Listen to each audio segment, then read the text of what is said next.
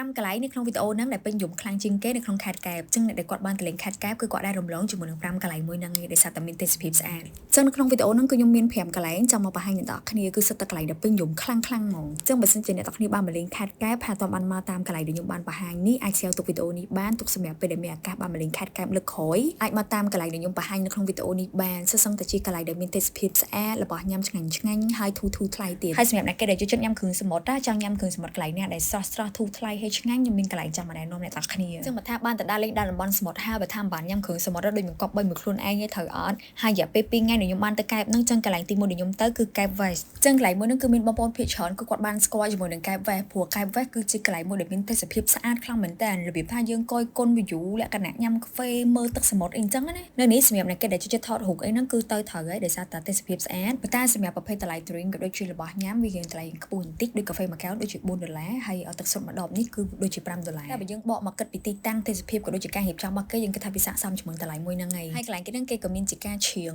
ឲ្យភ្ញៀវស្ដាប់ relax អីចឹងទៅហើយនៅកន្លែងជាន់ខាងលើនេះវិញពេលដែលយើងឡើងមកគឺឃើញទេសភាពស្អាតខ្លាំងមែនទែនគឺដូចក្នុងគំនូរចឹងអ្នកនរគ្នាស្អាតហ្មងបើនិយាយទៅកន្លែងថតរូបគេគឺស្អាតមានច្រើនគ្រាន់ថាថ្ងៃដែលខ្ញុំទៅហ្នឹងគឺរៀងក្តៅពេកចឹងអត់សូវបានថតទេហើយបន្ទាប់មកពេលដែលខ្ញុំចេញពីកែប West កន្លែងទី2ដែលខ្ញុំទៅហ្នឹងគឺផ្សារក្តាមបើនិយាយទៅអ្នកដែលគាត់បានទៅលេងខេត្តកែបគឺគាត់ដែរចោលជាមួយនឹងផ្សារក្តាមទេព្រោះដោយសារតែផ្សារក្តាមគឺសម្បូររបស់លក់ជាពិសេសគឺគ្រឿងសមុទ្រស្រស់ៗអញ្ចឹងណាហើយថ្ងៃដែលខ្ញុំទៅនេះក្តៅក៏ក្តៅមនុស្សច្រើនក៏មនុស្សច្រើនដែរព្រោះដោយសារតែថ្ងៃដែលខ្ញុំទៅហ្នឹងគឺចំថ្ងៃសិននារី8មិនិនាយើងហ្នឹងហ្មងអាកាសធាតុពេលហ្នឹងគឺគួបផ្សំជាមួយនឹងក្តៅហើយមនុស្សច្រើនទៀតអត់ដឹងថាគួរទិញអីចាប់អីមុនទេតែក៏កន្លែងឃើញ oyster កន្លែងនេះរៀងក្មួយមុជចឹងណាហើយមួយឈុតតែ15000នេះមានទឹកត្រីបន្លែអីមួយសែតហ្មងហើយឥឡូវនាំបងប្អូនមកស្ដាប់តម្លៃមឹកអាំងធំទាំងអស់គ្នាមួយ50000មួយ45000មួយ30000មួយ35មួយ55000អញ្ចឹងមកអាំងអាធំគាត់នឹងមាន30000 40000 50000 50000អីចឹងទៅតែខ្ញុំយកអាមួយ30000ព្រោះដោយសារតែញ៉ាំតែ2នាក់អញ្ចឹងហើយយើងត្រូវទិញអីញ៉ាំផ្សេងទៀតរកខ្លាចញ៉ាំអត់ខ្លាចគាត់នឹងគូក្តៅជាងគេមិនក្តៅមធ្យមឯងងុំដើរកាត់កន្លែងគាត់ដូចដាក់មុខលើល្ងើកភ្លើងចឹងអូយក្តៅខ្លាំងមែនតើពិបាកធំហ្មងប៉ុន្តែមើលអាំងកន្លែងគាត់ស្រស់ឆ្ងាញ់ហើយទឹកត្រីគាត់បុកឆ្ងាញ់ហើយបើត្រីកំងអាំងនេះវិញ3ហ្នឹងគឺ10000រៀលស្មើនឹងមួយចកានិ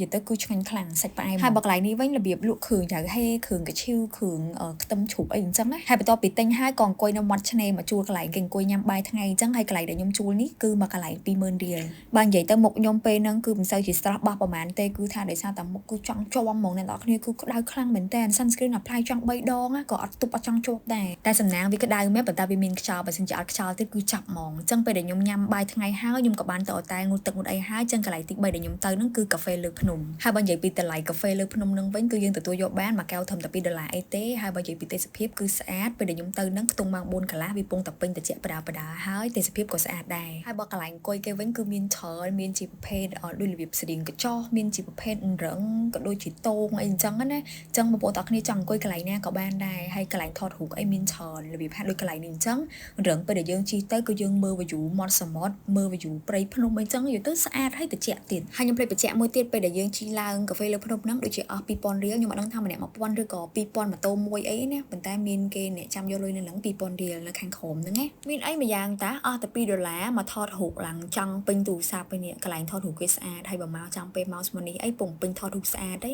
បើនិយាយទៅកាហ្វេលើភ្នំគឺ on trend ដែរហ្នឹងអស់ TikTok មកគឺឃើញរហូតអ្នកដែលគាត់មកលេងខេត្តកែបគឺភាគច្រើនយុវវ័យអីគាត់មិនសូវរំលងជាមួយនឹងហាងកាហ្វេមួយហ្នឹងទេដោយសារតែកាហ្វេលើភ្នំបងប្អូននឹងស្រាប់អីវាប្លែកព្រោះស្រុកខ្មែរយើងមិនសូវជាមានកន្លែងណាដែលគាត់លក់កាហ្វេនៅលើភ្នំអញ្ចឹងទេហើយការដែលគាត់បែបនេះក៏មិនសូវជាមានច្រើនប្រហែលដែរអញ្ចឹងពេលបានឡើងទៅផឹកកាហ្វេនៅលើភ្នំហ្នឹងគឺមានអារម្មណ៍ប្លែកមែនតើហើយកន្លែងទី4ដែលខ្ញុំទៅហ្នឹងគឺខ្សែរ៉កកាហ្វេហ្នឹងក៏ល្បីខ្លាំងដែរដោយសារតែខ្សែរ៉កកាហ្វេហ្នឹងគឺបើកមករយៈធំដែរហើយ view គេហ្នឹងគឺស្អាតពេលដែលយើងឡើងទៅដល់លើភ្នំហ្នឹងគឺឃើញ view មាត់សមុទ្រឃើញ view ព្រៃភ្នំអញ្ចឹងហើយបើនិយាយទៅកន្លែងនីមួយៗគឺសុទ្ធសឹងតែមានកន្លែងថតរូបស្អាតទាំងអស់ឲ្យតែយើងចេះថតចេះចាប់ប្លង់អញ្ចឹងណាដោយកន្លែងមួយនេះអញ្ចឹងពេលដែលយើងឡើងទៅដល់គឺយើងអង្គុយកន្លែងនេះទៅគឺឃើញទេសភាពមាត់សមុទ្រក៏ដូចជាថ្ងៃរៀបលិចអញ្ចឹងណាហើយមានតោងនៅចំកន្លែងនឹងទៀតថតមកគឺស្អាតខ្លាំងមែនតើអញ្ចឹងពេលដែលខ្ញុំចេញពីខ្សែរ៉កកាហ្វេខ្ញុំក៏បានជិះទៅឆ្នេរអង្កោ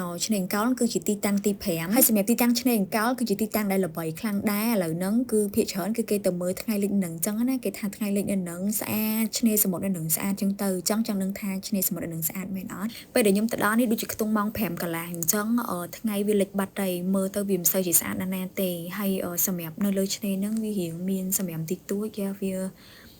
ខ្ញុំគិតថាបើសិនជាអត់សម្រាប់អត់អីប្រហែលជាស្អាតខ្លាំងដោយសារតែទឹកសមុទ្របងប្អូនមើលតាមជាក់ស្ដែងបានគឺស្អាតខ្លាំងមែនតើបុកឡំជាមួយទេសភាពថតមកគឺស្អាតហ្មងអញ្ចឹងពេលបងប្អូនទាំងគ្នាបានទៅដើរលេងនៅខេត្តណាដែលមានឆ្នេរសមុទ្រស្អាតទឹកសមុទ្រស្អាតយើងកុំភ្លេចជួយគ្នាម្នាក់ម្នាក់មួយជើងរបៀបថាយើងញ៉ាំអីហើយយើងទុកឲ្យស្រួលបួរវេខ្ចប់កុំឲ្យវាប៉ើងពីវាពីកាអញ្ចឹងណាហើយបើសម្រាប់ខ្ញុំអត់អួតទេប៉ុន្តែពេលដែលខ្ញុំទៅញ៉ាំអីកន្លែងណាក៏ដោយពេលដែលមានកន្លែងគេជួលកញ្ចុះអីអង្គុយក៏ខ្ញុំញ៉ាំហើយគឺខ្ញុំប្រមូលសម្រាប់ហើយយកទៅបោះចោលឲ្យគេទៀតតែបើកន្លែងដែលខ្ញុំអង្គុយញ៉ាំនេះគឺគេអត់គិតលុយទេគឺគិតតែថ្លៃយើងញ៉ាំអញ្ចឹងណាហើយដូចបុកមីដែលខ្ញុំញ៉ាំហ្នឹងគឺតែ12000ទេហើយសាច់គោអាំងមួយចង្កាំងតែ1000ទេអញ្ចឹង5កន្លែងដែលខ្ញុំបានទៅនៅក្នុងវីដេអូហ្នឹងគឺមានតែប៉ុណ្្នឹងទេហើយសម្រាប់ទីតាំងនីមួយៗចាំខ្ញុំដាក់នៅក្នុង comment ហ្នឹងឲ្យជួបគ្នានៅវីដេអូក្រោយទៀតបាយបាយ